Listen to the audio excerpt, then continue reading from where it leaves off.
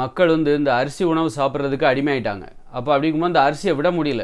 நோய் வந்தாலும் அதை விட முடியல. அரிசி மேலே உங்களுக்கு அவ்வளோ பாசம். அவ்வளோ சோறு சாப்பிட்றதுல அவ்வளோ சொர்க்கத்தை காணுகிறார்கள். சோற்றில் தான் சொர்க்கம் இருக்கிறது. சோறை சாப்பிடும்போது தான் சொர்க்கம் என்ன உணர்கிறார்கள்.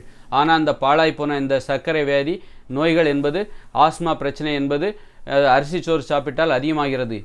எப்படி இந்த அரிசியையும் விட முடியவில்லை, நோயையும் பொறுத்து கொள்ள முடியவில்லை, நோயினால் ஏற்படுகிற கொடுமையும் பொறுத்து கொள்ள முடியவில்லை. என்ன செய்வது அப்படின்னு மக்கள் தவிக்கும்போது, சரி அப்போ வேறு ஏதாவது அரிசியை மாற்றி பார்க்குறாங்க.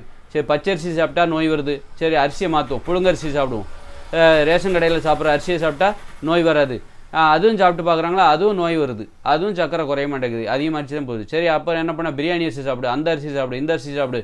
அப்போ என்ன பண்ணுறாங்க, அப்போ கருப்பு கவுனி அரிசின்னு ஒன்று இருக்குது, அது கருப்பாக இருக்குது, கண்டிப்பாக நல்லதாக தான் இருக்கும், வித்தியாசமாக இருக்குது எல்லா அரிசியை விட, கண்டிப்பாக அது நோயை தராது. உடனே அது சார்ந்த ஒரு பிரச்சாரம், கருப்பு கவுனி சாப்பிடுங்க, கருப்பு கவுனி சாப்பிடுங்க. சரி சரி அப்படின்னு சொல்லி அதுக்கு அந்த அரிசி இந்த அரிசி, ராஜாக்கள் தான் அந்த காலத்தில் சாப்பிட்டாங்க, பொங்கி தின்னாங்க, வாங்க சாப்பிட்லாம் அப்படின்னு சொல்லி சாப்பிட்டு பார்க்குறாங்க. அதில் அதையாவது சாப்பிட்டு நம்ம அது ஒருவேளை நோயை தரலன்னா, அப்பாடா நோயை தராத அரிசி அப்படின்னு சொல்லிட்டு இந்த அரிசி மீதான அடிமைத்தனத்திலிருந்து மனிதர்கள் விடுபட வேண்டிய அவசியமே இல்லை. நோயை பார்த்து பயப்பட வேண்டிய அவசியம் இல்லை. இதை சாப்பிட்டா உங்களுக்கு நோயே வராது. அதனால் நீங்கள் அரிசியை விட்டு கொடுக்காதீங்க, விட வேண்டிய அவசியம் இல்லை. நோய்க்கு பயந்து நீங்கள் அரிசியை விட வேண்டிய அவசியம் இல்லை. வாங்க கருப்பு கவுனி சாப்பிட்லாம், வாங்க என் பின்னாடி வாங்க அப்படின்னு சொல்லி ஒருத்தர் முன்னாடி போகிறாரு, அவர் பின்னாடி எல்லோரும் போகிறாங்க. இந்த மாதிரி நிறைய பேர் முன்னாடி போகிறாங்களா, அப்போ அதையும் சாப்பிட்டு பார்க்குறாங்க. அதை சாப்பிட்டாலும் என்ன வருது, நோய் வருதா இல்லையா அப்படின்னு தெரிஞ்சுக்கிறாங்க. நோய் வந்துச்சுன்னா அப்போ கடந்த காலங்களில் இந்த கருப்பு கவுனி சாப்பிட்ருக்காங்க, அப்போ அவங்களுக்கு நோய் வரல, இல்லை நோய் வந்துச்சு, இப்போ கருப்பு கவுனி அரிசியை சாப்பிட்டோம் நோய் வருதுப்பா அப்படின்னா என்ன நினச்சிப்பாங்க, அப்போ கடந்த காலத்தில் மக்கள் கருப்பு கவுனி அரிசி சாப்பிட்ருக்காங்க, அப்போ அவங்களுக்கு நோய் வந்திருக்கு. ஒருவேளை கருப்பு கவுனி அரிசி சாப்பிட்டா எல்லா நோயுமே குணமாயிருது அப்படின்னா ஒரு முடிவுக்கு வந்துடுவாங்க. அப்போ கடந்த காலத்தில் மக்கள் கருப்பு கவுனி அரிசி சாப்பிட்ருக்காங்க, அவங்க கடந்த காலத்தில் நோய் இல்லாமல் வாழ்ந்திருக்காங்க. அப்போ இன்றைக்கி அப்படிங்கிற ஒரு முடிவுக்கு வந்துடும். அப்போ இன்றைக்கி மக்கள் கருப்பு கவுனி அரிசி நோக்கி ஏன் போகிறாங்க தெரியுமா, உண்மையிலே கடந்த கால மக்கள் நோயோடு இருந்தாங்களா இல்லையா என்பதை தெரிந்து கொள்வதற்காக. ஏன்னா கடந்த காலத்தில் மக்கள் கருப்பு கவுனி அரிசி சாப்பிட்ருக்காங்க, அதனால் அந்த அரிசியை நம்ம இப்போ சாப்பிட்டு பார்ப்போம். இப்போ நமக்கு நோய் வந்ததுன்னா அப்போ கடந்த காலத்துலேயும் அவங்க நோயோடு தான் வாழ்ந்திருப்பாங்க.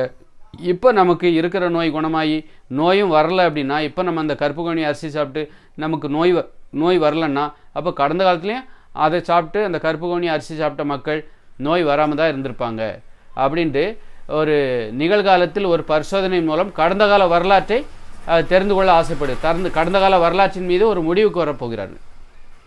கடந்த காலத்தில் மக்கள் நோயுடன் வாழ்ந்தார்களா என்பதை தெரிந்து கொள்வதற்காக இன்றைக்கி இந்த கருப்பு கவுனி அரிசியை சாப்பிட்டு பார்க்குறாங்க.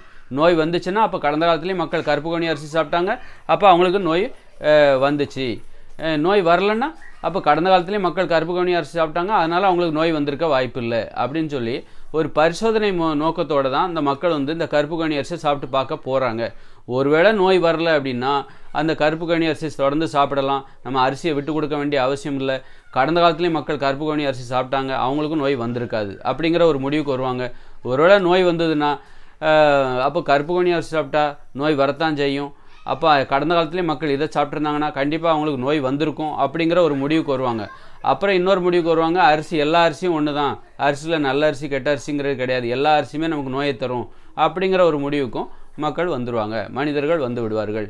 அதனால் ஒட்டுமொத்தமாக இந்த அரிசிக்கு நம்ம டாட்டா காட்டுறத தவிர நமக்கு வேறு வழி இல்லை. ஏன்னா நோய் ஏற்படுத்துகிற நெருக்கடி, நீ நோயிலேருந்து குணமாகணும்னா கட்டாயம் இந்த அரிசியிலேருந்து விடுபட்டே ஆகணும் அப்படிங்கிற அந்த ஒரு கட்டாய நெருக்கடி என்பது மனிதர்களுக்கு இப்பொழுது தலைமையில் இருக்கிற ஒரு கத்தி போல் நிற்கிறது நோய்கள் மூலமாக.